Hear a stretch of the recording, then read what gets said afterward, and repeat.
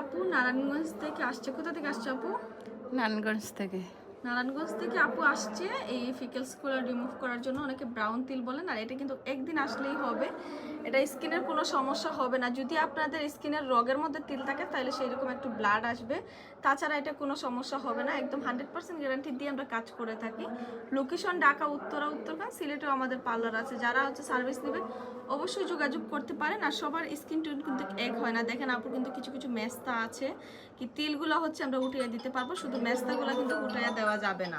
এটা হচ্ছে ক্লিন করার পরে এরকম একটু লাল লাল হয়ে থাকবে। যাদের স্কিন হচ্ছে অনেক পাতলা কিন্তু ড্যামেজ টাইপের তাদের কিন্তু এরকম থাকে। আবার এটা শুধুই একটা আবরণ হয়ে পড়ে যাবে, এটা কোনো সমস্যা হবে না। এখন হচ্ছে আরও একটা মেডিসিন আমরা অ্যাপ্লাই করে দিচ্ছি। এটা হচ্ছে থাকলে কিছুক্ষণ পরে এটা আবার স্কিনের সাথে অ্যাডজাস্ট হয়ে যাবে, আর এটা কোনো সমস্যা হবে না।